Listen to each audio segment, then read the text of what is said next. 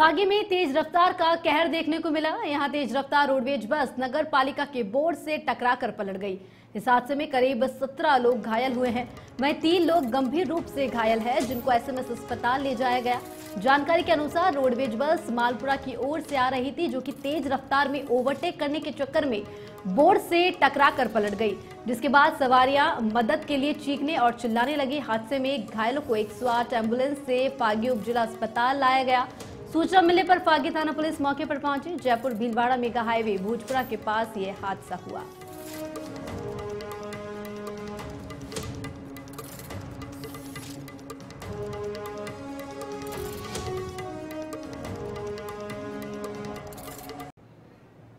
और श्री गंगानगर की अनूपगढ़ से बड़ी खबर बता रहे हैं, जहां भारत पाकिस्तान की अंतर्राष्ट्रीय सीमा पर मिला ड्रोन और हेरोइन। अनूपगढ़ की कैलाश पोस्ट और शेरपुरा पोस्ट के बीच मिला ड्रोन और हेरोइन।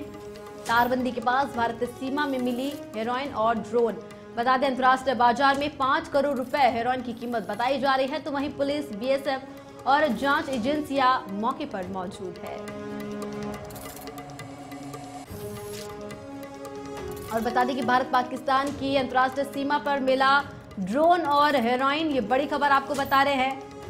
श्री गंगानगर के अनूपगढ़ से ये बड़ी खबर सामने आ रही है, जहां अंतर्राष्ट्रीय बाजार में 5 करोड़ रुपए हेरोइन की कीमत बताई जा रही है। और पुलिस और बीएसएफ के जवान मौके पर मौजूद है। तलाशी लगातार जारी है। भारत पाकिस्तान की अंतर्राष्ट्रीय सीमा पर मिला ड्रोन और हेरोइन। ये बड़ी खबर आपको बता रहे हैं, जहां तारबंदी के पास भारत सीमा में मिली हेरोइन और ड्रोन। ये बड़ी खबर। अंतर्राष्ट्रीय बाजार में 5 करोड़ रुपए कीमत बताई जा रही है हेरोइन की। तो वही पुलिस, बीएसएफ और जांच एजेंसियां मौके पर मौजूद है। जांच पड़ताल लगातार जारी है।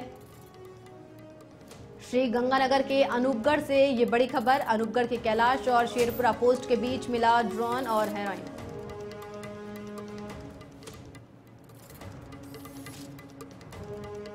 और वहीं इस खबर पर ज्यादा जानकारी के लिए हमारे संवाददाता विनोद सौखल हमारे साथ जुड़ चुके हैं। विनोद, जो अंतर्राष्ट्रीय सीमा पर हेरोइन और ड्रोन मिला है, उस पर क्या कुछ पूरा अपडेट है? जी ऋतु, बताना चाहूंगा कि श्री गंगानगर जिले के अनूपगढ़ के अंदर एक ड्रोन और 5 केजी के करीब हेरोइन मिली है, जिसकी अंतर्राष्ट्रीय बाजार में कीमत 5 करोड़ रुपए के करीब है। देर रात ये जो ड्रोन है ये पाकिस्तान की तरफ से भारत में गिराया गया था और ड्रोन के साथ हेरोइन भी गिराई गई। अब सूचना के मुताबिक वहाँ बीएसएफ और सीआईडी और पुलिस अलर्ट मोड पे है और उन्होंने जांच पड़ताल शुरू कर दी है कि ये जो हेरोइन आई है इसकी डिलीवरी लेने कौन आने वाला था। अभी इसके लिए तमाम तरह की एजेंसियां हैं वो जांच पड़ताल कर रही है और पुलिस भी चप्पे चप्पे पे तैनात है। जी विनोद, देखा जा रहा है कि पाकिस्तान लगातार अपनी हरकतों से बाज नहीं आ रहा है। अब ऐसे में इस चीज का पता किस तरीके से लगाया जा रहा है कि आसपास के लोगों से जो है पूछताछ की जा रही है?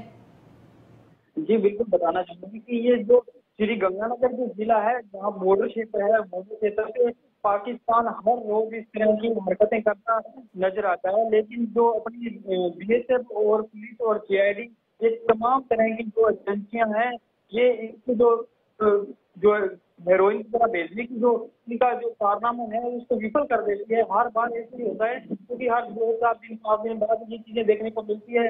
क्योंकि ये जो पंजाब के नशा तस्कर हैं उनको यहाँ डिलीवरी लेने के लिए वो यहाँ राजस्थान में घुसते हैं, लेकिन जो पुलिस है वो तमाम तरह की जो एजेंसी है वो इनके जो डिलीवरी लेने आते हैं उनको विफल कर दिया जाता है और डिलीवरी आने से पहले ही लोगों को दबोच लिया जाता है। जो ड्रोन है उनको गिरा दिया जाता है, जो हेरोइन है वो पुलिस अपने कब्जे में ले लेती है।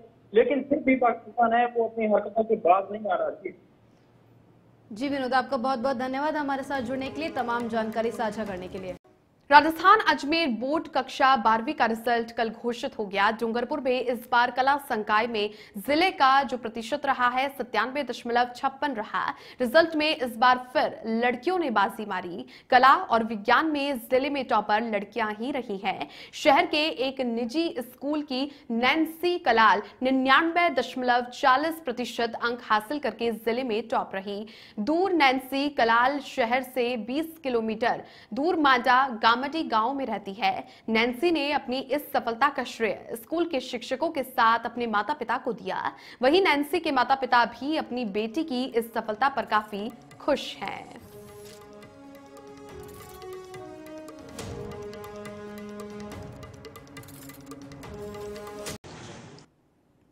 खनन विभाग जयपुर ने अवैध परिवहन पर बड़ी कार्रवाई की है। अधीक्षण खनिज अभियंता NS शक्तावत प्रताप मीणा के मार्गदर्शन में ये कार्रवाई अलग अलग इलाकों में की गई है।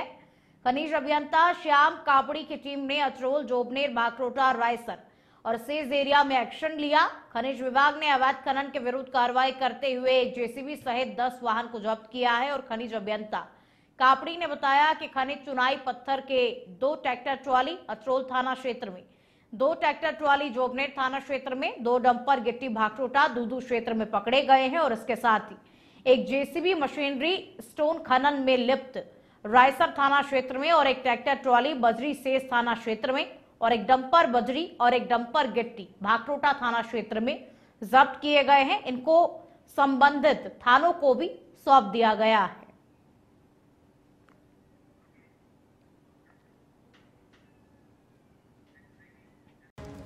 बड़ी खबर का रुख करते हैं। इस साल रोडवेज के बेड़े में जुड़ेंगी 1300 नई बसें। नई सौगातें हैं। इनमें से 300 BS6 बसों की खरीद की प्रक्रिया पूरी हो गई है।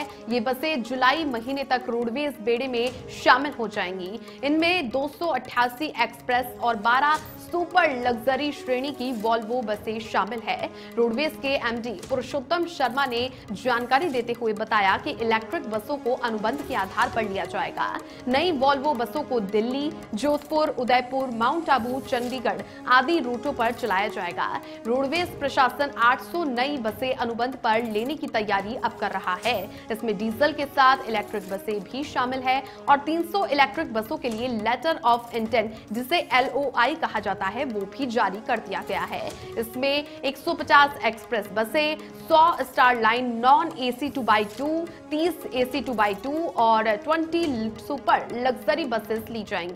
500 डीजल बसें अनुबंध पर भी ली जाएंगी। तो काफी अच्छी सौगात है रोडवेज की ओर से आम जनता को, जिन्हें काफी राहत मिलेगी। इलेक्ट्रिक वॉल्वोज जो बस है वो आज सौगातों के द्वारा ये मिलती हुई दिखाई देगी और अब इस पर अनुबंध भी जारी किया जाएगा।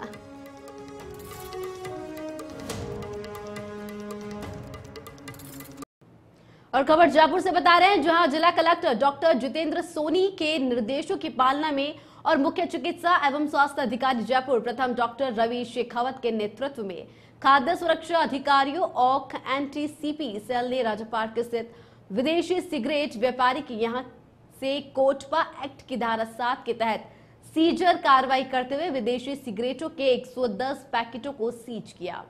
साथ ही कोटपा एक्ट की पालना सुनिश्चित करने के लिए पाबंद भी किया गया।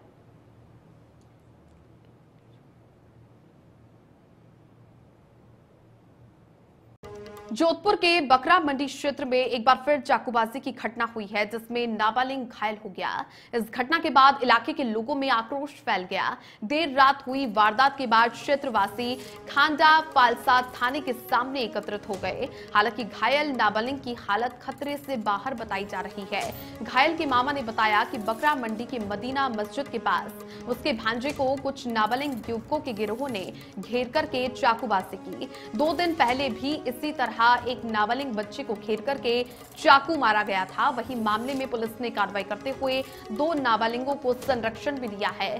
फिलहाल अन्य की तलाश जारी है।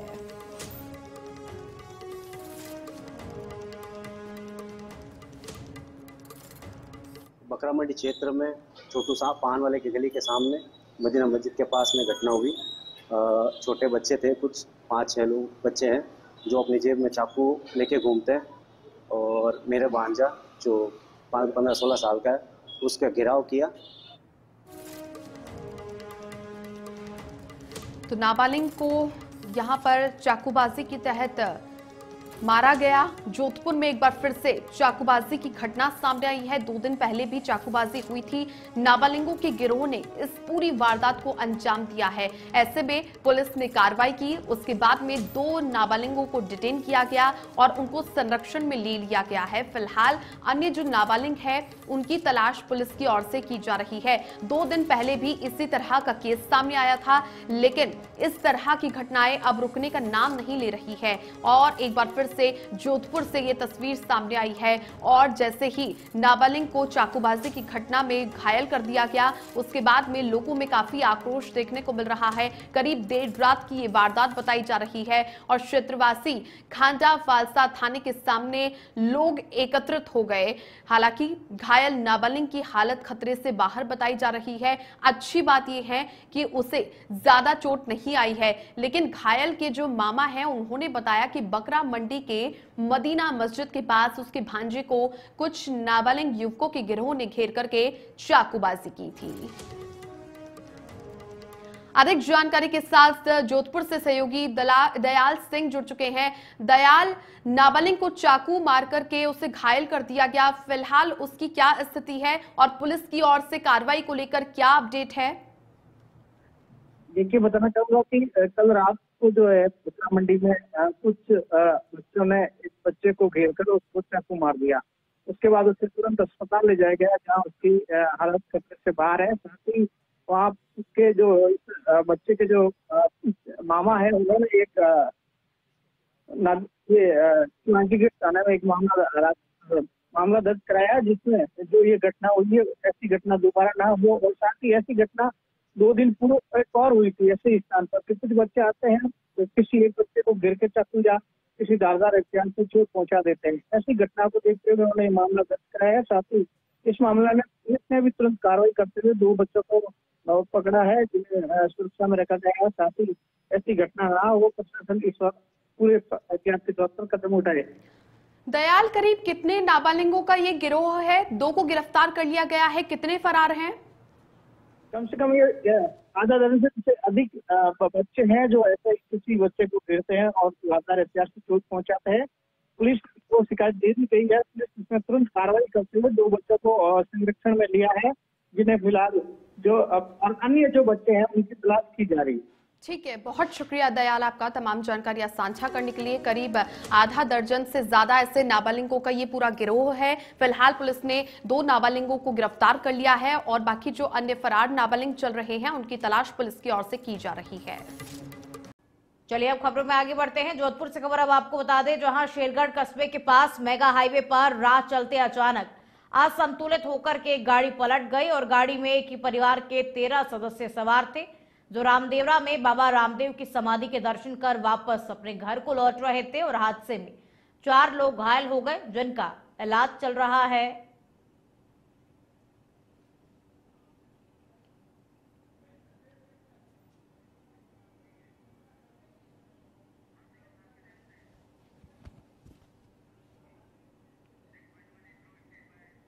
जो कि करौली से बता रहे हैं। करौली में एसीबी की बड़ी कार्रवाई, बता दें हिंडौन सिटी में पीडब्ल्यूडी का XEN Bhavani Singh Meena trap. ACB ने 3 लाख रुपए की रिश्वत लेते किया ट्रैप। बता दें बिल पास करने के एवज में मांगी थी रिश्वत। डीजी रवि प्रकाश मेहरड़ा, डीआईजी राजेश सिंह के नेतृत्व में कार्रवाई को अंजाम दिया गया। और बता दें कि करौली में एसीबी की बड़ी कार्रवाई, इस वक्त की बड़ी और अहम जानकारी आपको दे दें, जो हिंडौन सिटी पीडब्ल्यूडी का XEN Bhavani Singh Meena trap. ACB ने 3 लाख रुपए की रिश्वत लेते किया ट्रैप। बता दें कि बिल पास करने की एवज में मांगी थी रिश्वत।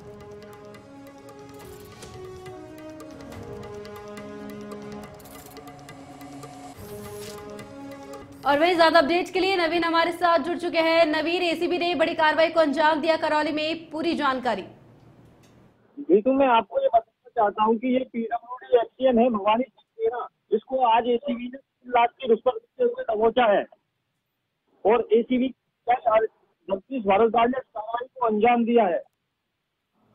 जी, आगे क्या कुछ एसीबी जो है आगे की कार्रवाई कर रही है भवानी सिंह के ऊपर? एसीबी अभी इसको लेकर करौली पहुंच रही है। कुछ समय में करौली पहुंचे। करौली के बाद में आगे की कार्रवाई के बारे में हम भारद्वाज जी से बात करेंगे, आगे की क्या कार्रवाई रहती है। लगातार मैं आपको ये बताना चाहता हूँ ऋतु, लगातार करौली जिले में ताबड़तोड़ कार्रवाई की जा रही है। जी नवीन, आपका बहुत बहुत धन्यवाद हमारे साथ जुड़ने के लिए, तमाम जानकारी साझा करने।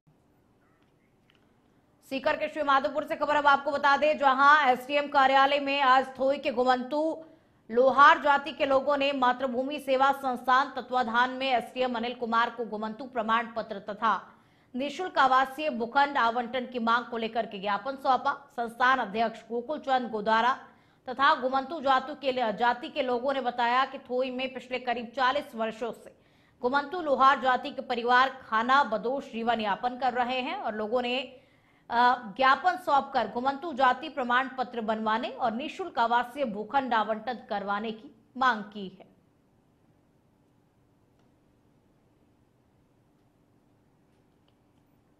आगे बढ़ते हैं। श्री गंगानगर के श्री करणपुर से खबर है, पटरियों के पास में युवक का शव मिला है। ट्रेन की चपेट में आने से युवक की मौत हो गई। मौके पर ही RJ13 SQ 1310 नंबर की बाइक वहां पर मिली है। सूचना मिलते ही पुलिस मौके पर पहुंची। घटना स्थल पर पुलिस ने शव को मोर्चरी में रखवा दिया है।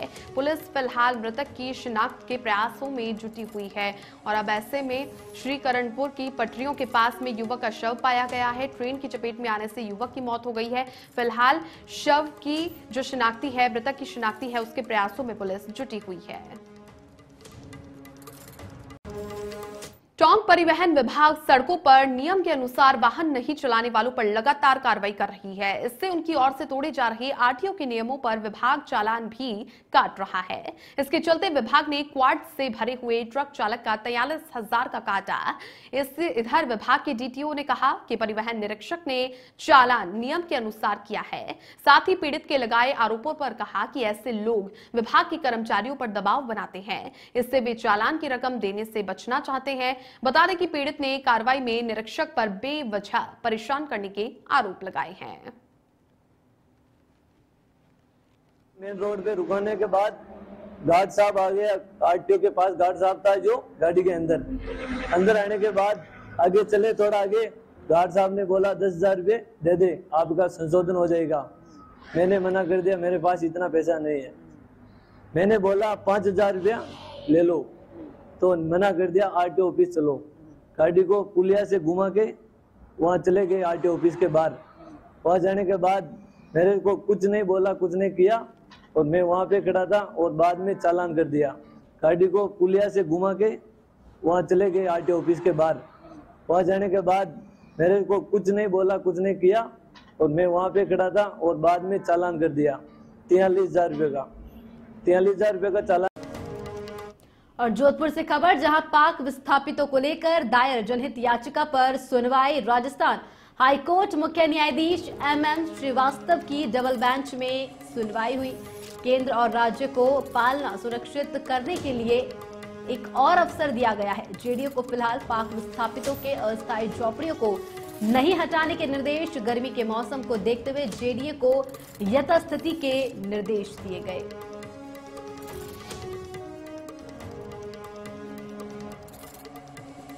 और इस खबर पर ज्यादा जानकारी के लिए हमारे संवाददाता दयाल सिंह हमारे साथ फोन लाइन पर जुड़ चुके हैं। राजस्थान हाईकोर्ट मुख्य न्यायाधीश ने जो है एक बड़ा आदेश दिया है, पाक विस्थापितों को लेकर के एक आदेश जारी किया गया है, क्या कुछ जानकारी?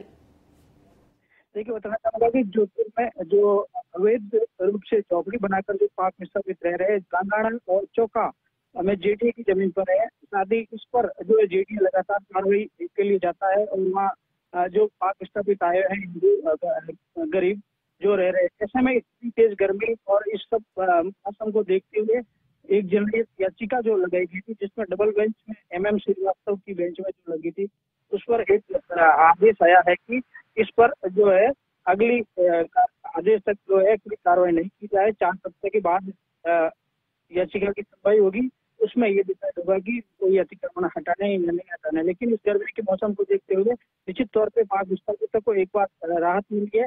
उनकी झोपड़ियां नहीं, इस तरह जो झोपड़ियां हैं उनको नहीं हटाई जाएगी। अगले जो सुनवाई का है वो आदेश कब तक दिया गया है और आगे क्या कुछ फैसला जो है पाक विस्थापितों के लिए लिया जा सकता है? निश्चित तौर पर ये अगली सुनवाई जो होगी 4 हफ्ते बाद होगी। ऐसे में जो भी का निर्णय होगा उसको मंजूर होगा। साथ ही केंद्र सरकार और राज्य सरकार को जो कोर्ट ने निर्देश दिया है कि इनकी जो है गर्मी को देखते हुए मकबूल व्यवस्था जो होती है वो की जाए। जी दयाल सिंह, आपका बहुत बहुत धन्यवाद हमारे साथ जुड़ने के लिए, तमाम जानकारी साझा करने के लिए।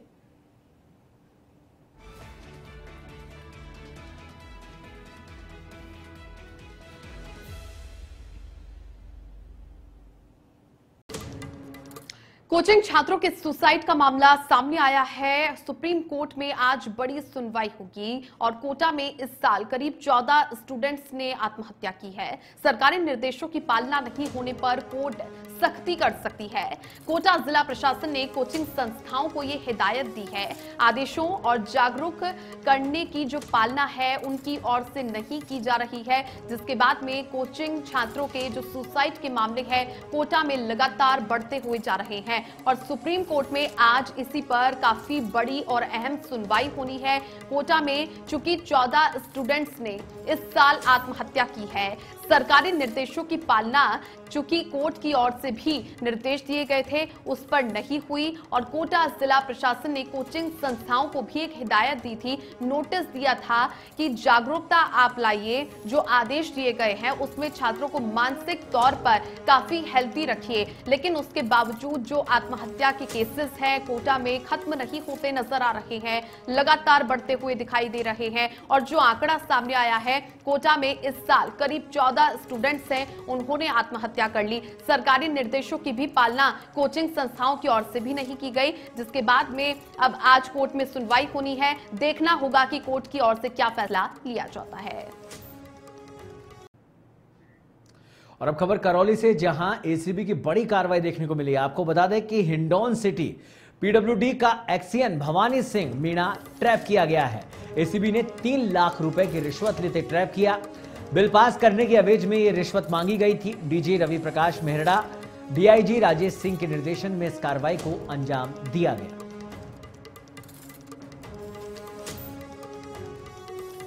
करौली से ये बड़ी खबर हम आपको बता रहे हैं। एसीबी की बड़ी कार्रवाई करौली में देखने को मिली। हिंडौन सिटी पीडब्ल्यूडी का एक्सियन भवानी सिंह मीणा, जिसे ट्रैप किया गया है। एसीबी ने 3 लाख रुपए की रिश्वत लेते ट्रैप किया भवानी सिंह मीणा को। बिल पास करने के एवज में यह रिश्वत मांगी गई थी।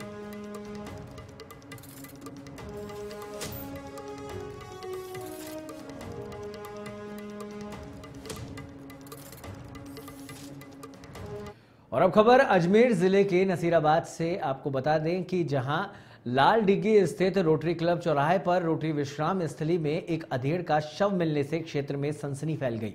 विश्राम स्थली में अधेड़ का शव पड़ा होने की खबर जैसे ही क्षेत्र में फैली तो मौके पर लोगों की भीड़ जमा हो गई। आपको बता दें कि स्थानीय लोगों ने इसकी सूचना सिटी थाना पुलिस को दी, जहां सिटी थाना पुलिस ने मौके पर पहुंचकर अधेड़ के शव को अपने कब्जे में लेकर नसीराबाद के सरकारी अस्पताल की मोर्चरी में रखवाया। वहीं मृतक की शिनाख्त गोदाम मंडी निवासी शंकर के रूप में हुई है, जहां पुलिस ने मृतक अधेड़ के शव का पोस्टमार्टम करवाकर शव परिजनों को सुपुर्द कर दिया है।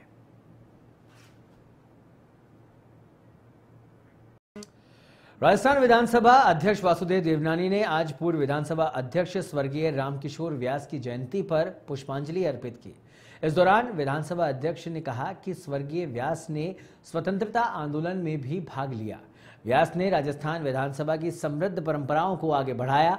इस अवसर पर पूर्व विधायक नवरंग सिंह, प्रमुख सचिव भारत भूषण शर्मा, विशिष्ट सहायक के शर्मा, वरिष्ठ उप सचिव पुरुषोत्तम शर्मा, उप सचिव सुशील कुमार शर्मा मौजूद रहे। वहीं स्वर्गीय व्यास के परिजन दिनेश व्यास सहित विधानसभा के अधिकारीगण और कर्मचारियों ने व्यास के चित्र पर पुष्पांजलि अर्पित की।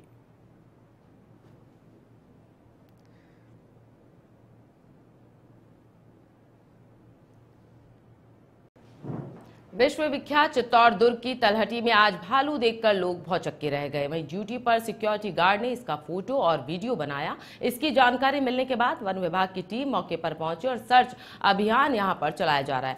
भालू के बस्ती सेंचुरी क्षेत्र से आने की संभावना यहां पर जताई जा रही है। बता दें कि चित्तौड़ दुर्ग की तलहटी में अधिकतर पैंथर सहित अन्य वन जीवों का मूवमेंट यहां पर लगातार रहता है, लेकिन यहां पर कई सालों बाद भालू दिखाई दिया। वन विभाग के वरिष्ठ अधिकारी मुकेश सैनी ने बताया कि 40 साल पहले तक भालू के शहर के आसपास या तलहटी में दिखाई दिया हो इसकी जानकारी नहीं है। कहीं से रास्ता भटककर जंगल होते हुए यहां तक पहुंच गया होगा।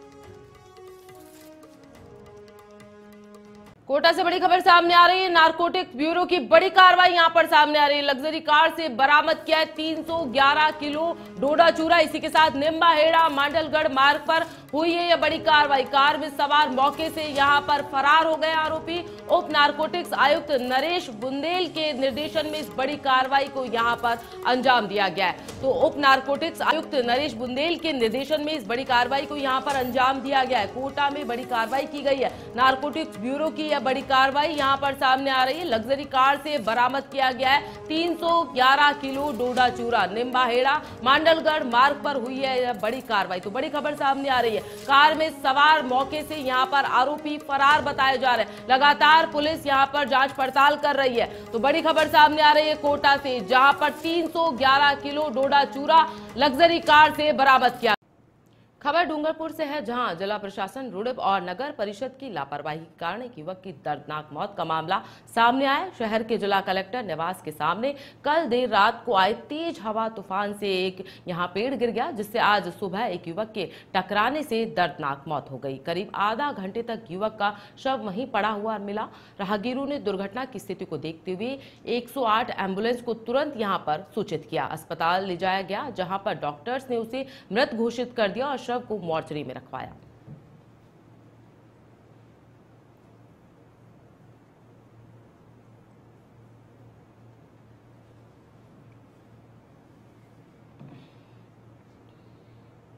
सीकर जिले में इन दिनों एक शादी का कार्ड चर्चा का विषय बना हुआ है। शादी के कार्ड में जय श्री जमवाय माता के साथ ऑपरेशन सिंदूर और प्राउड ऑन इंडियन आर्मी भी छपा है।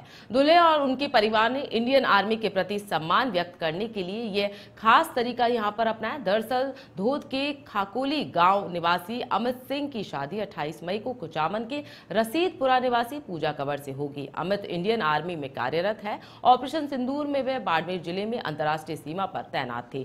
शादी का कार्ड भी राजस्थानी भाषा में प्रकाशित करवाया गया है, जो अपने आप में अनूठी पहल रखता है।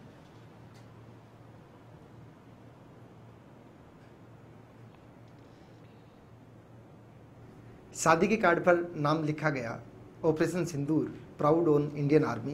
ये दरअसल कोई एक स्लोगन नहीं, बल्कि हर भारतीय का गर्व, हमारी सेना के पराक्रम और शौर्य का प्रतीक है। खाकोली गांव के ठाकुर जगदीश सिंह जी, जिनके 4 बेटे हैं, जिनमें सबसे बड़ा मैं और मेरे से छोटे 3, जो तीनों छोटे भाई आर्मी के अंदर अपनी सेवाएं दे रहे हैं, और छोटी बहन राजस्थान पुलिस बीकानेर में अपनी सेवाएं दे रही हैं। नौतपा से पहले लू का कहर झेल रहे प्रदेश के 16 जिलों को आज भी राहत नहीं मिलेगी। मौसम विभाग ने बीकानेर, गंगानगर, हनुमानगढ़ जिले में हीटवेव का रेड अलर्ट जारी कर दिया है, तो वहीं चूरू में ऑरेंज अलर्ट जारी कर दिया गया। हालांकि जयपुर, कोटा सहित 19 जिलों में बारिश आंधी की संभावना यहां पर जताई जा रही है। गुरुवार को 7 शहरों में दिन का अधिकतम तापमान 45 डिग्री सेल्सियस से ऊपर दर्ज हुआ है, जहां सबसे ज्यादा गर्मी गंगानगर में रही है। लगातार दूसरा दिन यहां का तापमान 47 डिग्री सेल्सियस को भी पार कर गया। इधर मौसम विशेषज्ञों के अनुसार लोगों को भीषण गर्मी से राहत 25-26 मई से राहत मिलने की यहां संभावना जताई जा रही है, क्योंकि अरब सागर गोवा के पास एक साइक्लोनिक सर्कुलेशन बन रहा है, जिससे बादल छाने और बारिश होने की आशंका यहां पर जताई जा रही है।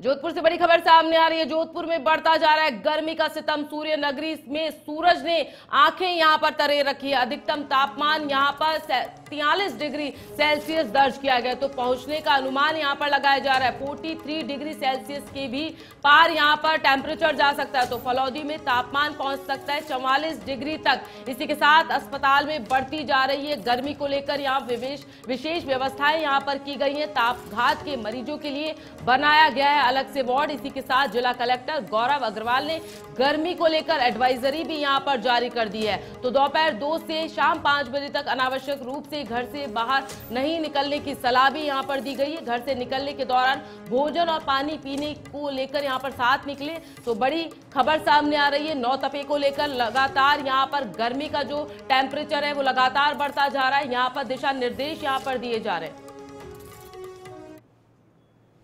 अभी आने वाले दिनों के अंदर, वर्तमान में भी और आने वाले दिनों के अंदर भी एक काफ़ी सीवियर हीट वेव की कंडीशंस हैं यहाँ जोधपुर में, मारवाड़ एरिया के अंदर। तो इसको देखते हुए जो एडवाइजरी है वो हमने पहले ही जारी कर दी है कि अनावश्यक रूप से दोपहर के टाइम पे घरों के बाहर ना निकलें। एंड यदि बाहर निकलना भी होता है तो अपने आप को पूरी तरह से हाइड्रेटेड रखें, खाली पेट ना निकलें। जो आपके समर्स के जो सीजनल ड्रिंक्स होते हैं, जैसे आपका कैरी पन्ना होता है, छाछ होती है, इस तरह की चीज़। बड़ी खबर सामने आ रही है। जयपुर के दूदू में बड़ा सड़क हादसा हो गया है। अनियंत्रित होकर सड़क किनारे साइन बोर्ड से टकराई है यहां पर बस। टकराने के बाद सड़क किनारे पलटी है रोडवेज बस। सूचना के बाद पुलिस और फागी एसडीएम पहुंचे हैं मौके पर। 3 घायलों की हालत गंभीर होने पर उन्हें रेफर कर दिया गया है। तो बड़ा मामला यहां पर सामने आ रहा है। सूचना के बाद पुलिस, फागी एसडीएम मौके पर पहुंचे। 3 घायलों की हालत गंभीर होने पर उन्हें रेफर कर दिया गया है। इसी के साथ आपको बता दें, बड़ा मामला यहां पर हो गया है। जयपुर के दूदू में बड़ा सड़क हादसा यहां पर घटित हो गया है। अनियंत्रित होकर सड़क किनारे साइन बोर्ड से टकरा गई है। बड़ी खबर सामने आ रही है श्रीगंगानगर से। घड़साना पुलिस की बड़ी कार्रवाई यहां पर सामने आ रही है। पुलिस ने 12 किलो 255 ग्राम डोडा पोस्त यहां से बरामद किया है। तस्करी में इस्तेमाल स्कॉर्पियो को भी यहां से जब्त किया गया है। तो तस्कर अशोक और राधेश्याम को मौके से यहां गिरफ्तार किया गया। तो बड़ा मामला यहां पर सामने आ रहा है। अनूपगढ़ से जोधपुर तक फैला है तस्करी का यहां पर बड़ा जाल। तो एनडीपीएस एक्ट के तहत यहां पर मामला दर्ज कर लिया गया है। तो बड़ी खबर सामने आ रही है श्रीगंगानगर। घड़साना पुलिस की बड़ी कार्रवाई यहां पर की गई है। पुलिस ने 12 किलो 255 ग्राम डोडा पोस्त यहां से बरामद किया है। तस्करी में इस्तेमाल स्कॉर्पियो को भी यहां पर जब्त कर लिया गया है। इसी के साथ तस्कर अशोक और राधेश्याम को मौके से यहां गिरफ्तार किया गया है। तो पूरा मामला गंगानगर से अनूपगढ़ से जोधपुर तक फैला है तस्करी का यह बड़ा जाल। तो बड़ी खबर सामने आ रही है। घड़साना पुलिस की बड़ी कार्रवाई यहां पर सामने आ रही है। बांसवाड़ा के मोटा गांव से बड़ी खबर बता रहे हैं, जहां अनियंत्रित होकर कार पेड़ से जा टकराई। टक्कर के बाद कार में भीषण आग लग गई। कार बनी आग का गोला। कार में सवार युवक जिंदा जल गया। बता दें 22 वर्ष निखिल मैडा की जिंदा जलने से हुई मौत। मोटा गांव थाना क्षेत्र के गनोड़ा गांव का है मामला। मोटा गांव पुलिस मौके पर पहुंची और घटना को लेकर के जानकारी जुटाई गई। बता दें कि पुलिस और स्थानीय लोगों की मदद से आग पर काबू पाया गया।